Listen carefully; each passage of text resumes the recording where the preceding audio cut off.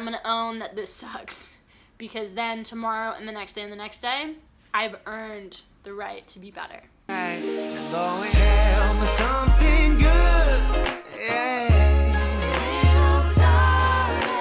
Tell me that you love me so.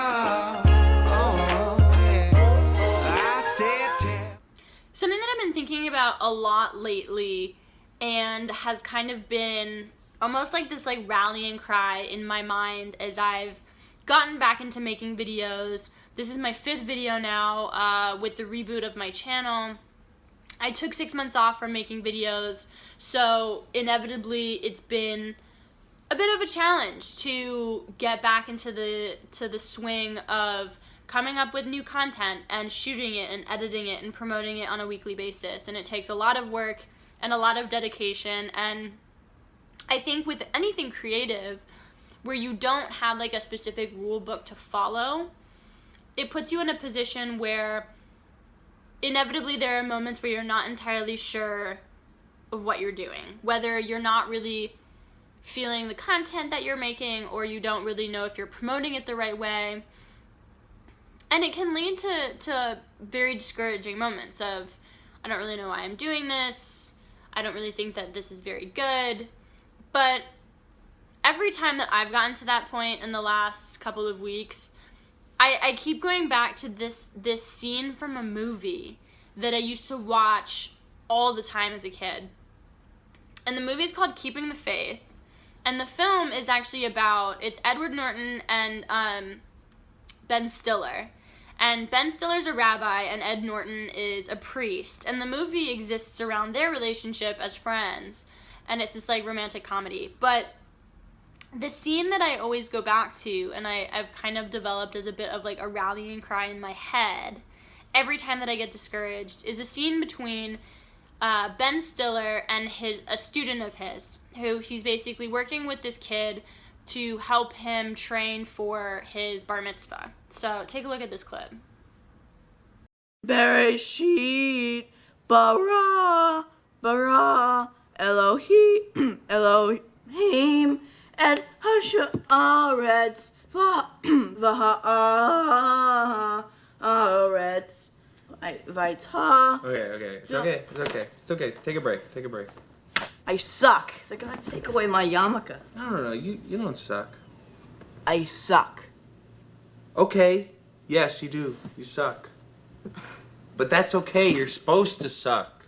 This isn't a talent contest. This is a rite of passage. I mean, happens in all cultures. It's about you being 13 years old. God knew that your voice was going to change when you're 13. There's a reason why you got to do your Haftorah at this age. It's a challenge. God is challenging you. He's calling you a chump.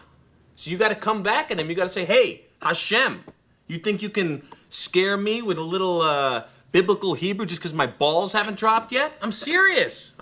You got to show him what Alan Klein's made of. How? By sucking with style. Embrace the suckiness. Just say, I love that I suck. I love that I suck. Good, but own it. Say it. I love that I suck. I love that I suck. I love that I suck. Good. You play. I love that I suck. Keep going with that.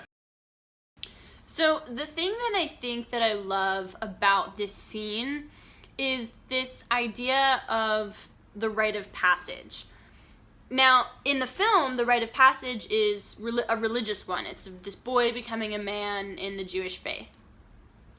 But I think that it can really be applied to any kind of journey or process that you want. And what I've been kind of tailoring it to has been, my process with making videos, of being back on YouTube. And there are moments where I just feel the same way. I'm just like, I suck at this. This is like, I really don't like what I'm doing, and I'm really discouraged about it, and there are people who are doing much better things than I am.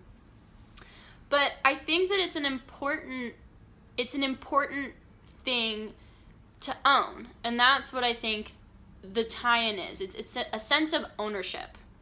A sense of ownership in respecting the craft. And now this sounds super minty, but bear with me for a second.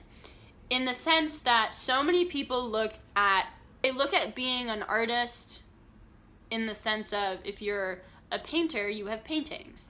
And if you are a filmmaker, you have films. You have very good films.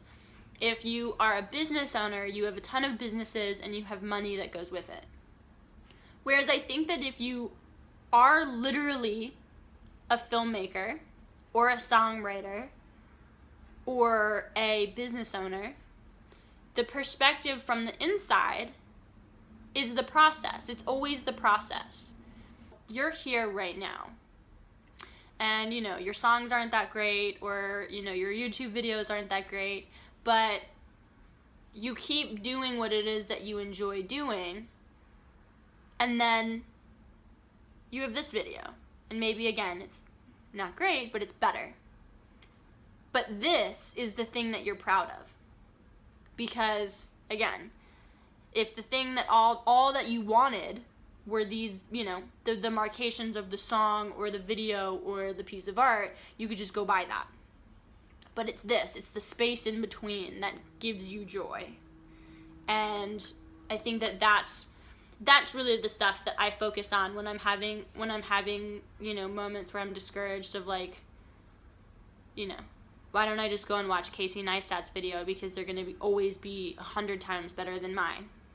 And I love watching Casey Neistat's videos, but I also love making videos of my own journey and my own process and these stories. It's a different kind of joy that we get as a creative person.